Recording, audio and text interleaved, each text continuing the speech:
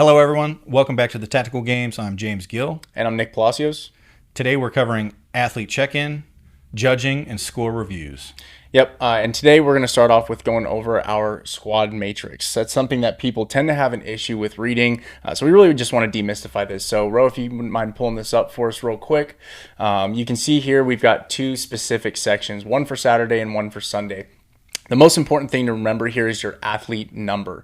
That's something that you get assigned to you on Friday at check-in. So what you're going to be looking for here is a couple of different things. You'll see on the top here, the first thing in blue shows your safety brief, which is at 6 a.m., your first stage brief at 6:40, and your launch times, which are going to be in that pastel color with times associated with that, and the stages on the left. So I know if I'm athlete 1-1, I'm going to be looking for squad 1 here on this matrix, which I can find in this top left corner. I know I'm going to be on stage 1 for the day, and I'm going to be launching at 7 a.m. That's how this squad matrix works throughout the entirety of the weekend. We always recommend that you guys try to be on stage or on bay at least 15 minutes early with all of your gear ready to go, so that way you're there for the safety brief and you've got everything you need for when you compete. Yep. So we're going to start with checking into the stage for your stage brief. Whatever time your squad is supposed to be there, you'll show up. Your RO will give you an official walkthrough of the entire stage. That's your final and last chance to ask any questions about your loadout, what the standard of movement is, and so on and so forth. From that brief, you might have a few minutes to finalize the prep of your gear. At that time, that's a really good opportunity to ask the RO if you can take a sight picture or approach the barricades to adjust your positions or anything of that nature. And then you're getting ready to compete. So checking in with the stage when it's your turn to shoot. 15 minutes prior to your launch time, you're going to check in with the scorekeepers. Yep. Typically, at that 15-minute mark, you'll have your targets that are getting ready to be hung pre-numbered for you. That's your chance to make sure you're in the right place, the correct lane, and you'll see the targets that you're actually going to shoot for that event. Put your name on it so we know where you're at. For the next 15 minutes, you'll watch the heat in front of you go. That should answer any last-minute questions you have about the movements or anything else. And then it's time for you to compete. Yep. And once you're ready to compete, the RO will allow you to approach the firing line. Again, if time permits, he'll give you a time for a sight picture, and then also to turn on your red dot so you're ready to go. You'll place your rifle in the rifle box. You'll be able to take your chamber flag out. Then you'll go ahead and compete. As soon as you're done competing, you'll then be asked to take all of your gear, set it off of the stage, and then you're going to approach the scoring table and grab whatever implement you need to be able to judge for the next person that's going to be competing in your lane that you just competed in. So based on what stage that is, it'll either be a stopwatch, it'll be a clicker, and then you'll be there managing movement standards and everything else. So James, if you want to kind of go on the differences in judging and all that. When it comes to judging specifically, being that you just finished a stage, you should know what you're doing. But again, if you have any last-minute questions, check with the scorekeepers, check with the RO on the stage of what you're scoring.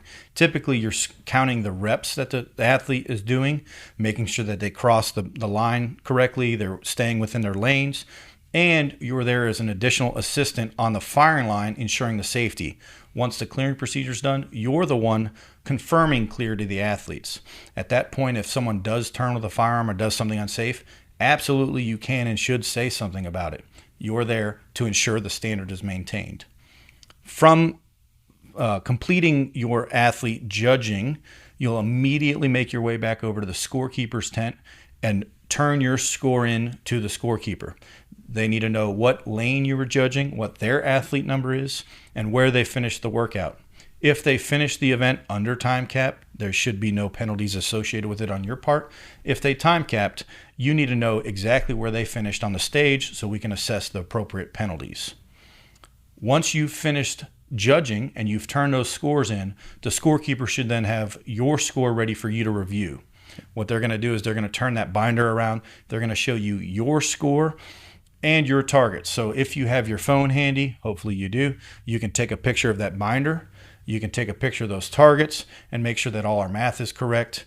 And what you're going to do from there is you're going to make your way back to your tent to go eat lunch and review your targets. If for whatever reason there's a typo, bad math, or an uncounted hit, that's your opportunity to go find your way to the arbitration tent. Yep.